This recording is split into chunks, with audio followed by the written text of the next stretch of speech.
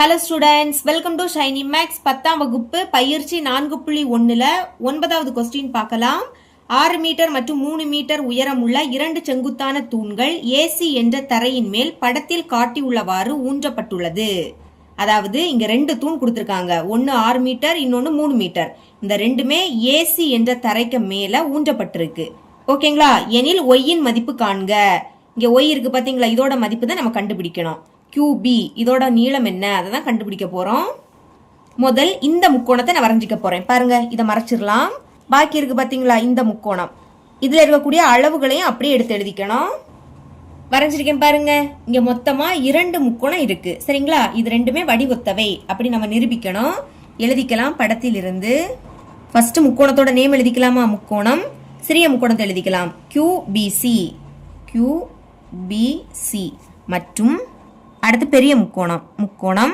இதை நம்ம QBC இந்த வரிசையில தான் எழுதணும். அதே மாதிரி பெரிய முக்கோணத்தையும் இந்த வரிசையில தான் எழுதிக்கணும். PAC. PACல் இது ரெண்டுமே வடிவொத்தவை அப்படி நம்ம நிரூபிக்கணும்னா 2 கோணங்கள் நமக்கு சமமா இருக்கணும். ஃபர்ஸ்ட் கோணம் C பாருங்க. இந்த C கோணம் சிறிய முக்கோணத்திலே இருக்கு, பெரிய முக்கோணத்திலே இருக்கு. அப்ப அந்த C கோணம் பொதுவானது. ஓகேங்களா? எழுதிக்கலாம். கோணம் C என்பது பொதுக்கோணம். பொதுக்கோணமா இருக்கிறதுனால 2 முக்கோணத்திலையும் சமமா தான் இருக்கும். இப்போ ஒரு கோணம் சமமாயிடுச்சு. இனி அடுத்த கோணத்தை பாருங்க. இந்த தூண் செங்குத்தா தான் நிற்கும். அப்ப இது செங்கோணம். அடுத்து இதுவும் செங்குத்தா தான் இருக்கும். ஓகேங்களா? பெரிய முக்கோணத்துல கோணம் A 90 டிகிரி, சிறிய முக்கோணத்துல கோணம் B 90 டிகிரி. இப்போ இது ரெண்டுமே சமமாயிடுச்சா? எழுதிக்கலாம். கோணம் எப்படி எழுதிக்கணும்னா, ஏல தான் கோணம் அமையுது. அப்ப அதுதான் சென்டர்ல வரணும். PAC. PAC ஏல தான் கோணம் அமையுது, அதுதான் சென்டர்ல வரணும். சமம். இனி இங்க இதை எழுதிக்கலாமா? QBC. கோணம் QBC. Bல தான் கோணம் அமைஞ்சு, அதனால அது சென்டர்ல இருக்கணும். இது ரெண்டுமே என்னது? 90 டிகிரி. இப்ப 2 கோணம் சமமாயிடுச்சா? அப்ப இது வடிவொத்தவைன்னு எழுதிக்கலாமா? முக்கோணம் QBC வடிவொத்தவை அப்படின்னா இப்படி போட்டுக்கணும். அடுத்து முக்கோணம் PAC. எந்த விதிப்படினா AA விதிப்படி. பிராக்கெட்ல எழுதிக்கலாம். AA விதிப்படி.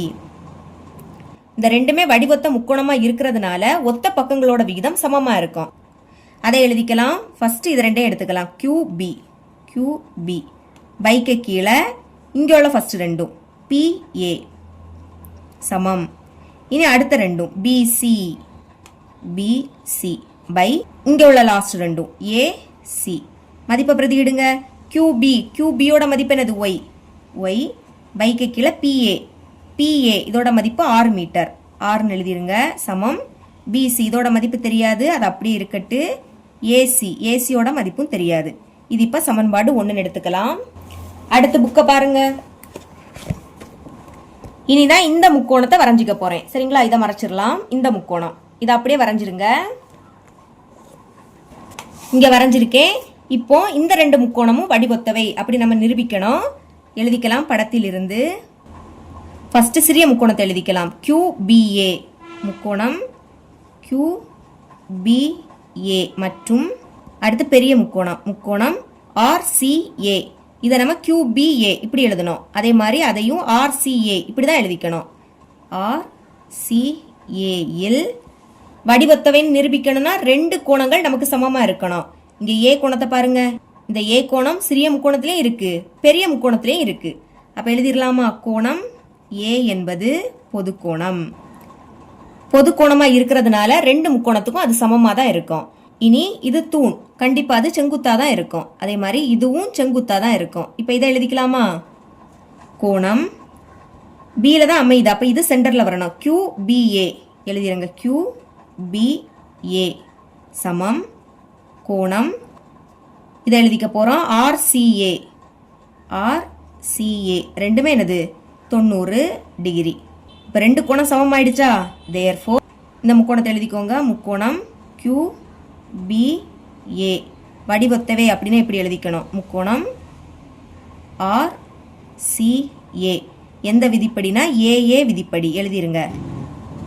ரெண்டுமே வடிவொத்தவை அப்படி நிரூபிச்சாச்சு. இனி இதோட ஒத்த பக்கங்களோட விகிதம் சமமா இருக்கும். முதல் QB கியூபி. பைக்கு கீழே இங்கோட ஃபர்ஸ்ட் ரெண்டும் ஆர்சி சமம். அடுத்து லாஸ்ட் உள்ள ரெண்டும் பிஏ. பிஏனாலும் ஏபினாலும் ஒன்று தான். ஓகேங்களா?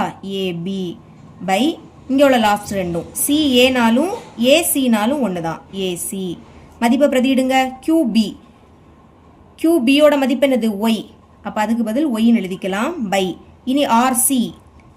ஆர்சி இதோட மதிப்பு 3 மீட்டர். 3ன்னு எழுதிருங்க. சமம். இதோட மதிப்பு தெரியாது, அது அப்படியே இருக்கட்டு. AB by AC. இதை நம்ம சமன்பாடு 2ன்னு எடுத்துக்கலாம். நம்ம இங்கே ஒய்யோட மதிப்பை தான் கண்டுபிடிக்கணும். அதுக்கு என்ன பண்ண போறோம்னா சமன்பாடு 1ஐயும் சமன்பாடு 2ஐயும் கூட்ட போறோம். எழுதிக்கலாம். சமன்பாடு 1 கூட்டல் சமன்பாடு 2. இடது பக்கத்தில் உள்ளதையும் இடது பக்கத்தில் உள்ளதையும் கூட்டணும். சரிங்களா? இங்கே ஒய் பை 6 இருக்கு. எழுதிருங்க. ஒய் பை 6 கூட்டுறதுனால கூட்டல். இங்கே இடது பக்கம் ஒய் பை 3 சமம். இனி வலது பக்கத்தில் உள்ளதையும் கூட்டுங்க. BC by AC. BC by AC கூட்டல் இங்கே என்னது இருக்கு? AB by AC. AB by AC. குறுக்கு பெருக்கல் பெருக்கலாம். இந்த 3ஐயும் ஒய்யையும் பெருக்குங்க. பெருக்குனா 3 ஒய். சென்டரில் ப்ளஸ்ஸா. இனி 6ஐயும் ஒய்யையும் பெருக்குனா 6 ஒய் பை. இப்போ கீழே உள்ள இதை ரெண்டையும் பெருக்குங்க. 6 3 18 சமம். இங்கே பகுதியில் ரெண்டுமே சேமா இருக்கா? அப்போ அதை ஒரு வாட்டி எழுதுனா போதும். ஏசி. மேலே உள்ளதை அப்படியே கூட்டி எழுதிடணும். பிசியையும் ஏபியையும் கூட்டினா பிசி கூட்டல் ஏபி தான். முதல் நான் ஏபி எழுதிக்கிறேன். ஏபி கூட்டல் அடுத்து பிசி எழுதிக்கலாம். பிசி. சென்டரில் ப்ளஸ். அப்போ கூட்டுங்க. 3ஐயும் 6ஐயும் கூட்டினா 9. 2லேயும் ஒய் இருக்கு, அதை ஒரு வாட்டி எழுதிக்கலாம். கீழே 18 இருக்கு. சமம். ஏபி கூட்டல் பிசி. இதுக்கு பதில் என்ன எழுதிக்க போறோம்னா பாருங்க. ஏபி பிசி இது ரெண்டையும் கூட்டினா என்ன கிடைக்கும்? ஏசி. ஏபியையும் பிசியையும் சேர்த்தா என்ன கிடைக்கும்? மொத்தமும் கிடைக்கும். அப்ப அதுக்கு பதில் ஏசின்னு எழுதிக்கலாமா? இதுக்கு பதில் ஏசின்னு எழுதிக்கலாம். பைக்கு கீழே என்னது இருக்கு? ஏசி. இப்ப கேன்சல் பண்ணலாமா? 9ஆம் வாய்ப்படி கேன்சல் ஆகும். 9 9 ஈர் 9 18. இதுக்கு மேல கேன்சல் பண்ண முடியாது. மேல 1ன்னு எழுதிக்காண்டா. இந்த ஒய்யை மட்டும் எழுதிருங்க. பைக்கு கீழே என்னது இருக்கு? 2 இருக்கு. சமம். இங்கே கேன்சல் ஆயிடும். ரெண்டுமே சேமா இருக்கு, கேன்சல் ஆயிடும். கேன்சல் ஆயிடுச்சுன்னா 1 இருக்குன்னு அர்த்தம். இனி ஒய் தானே வேணும், ஒய்யை மட்டும் வச்சுக்கோங்க. சமம்.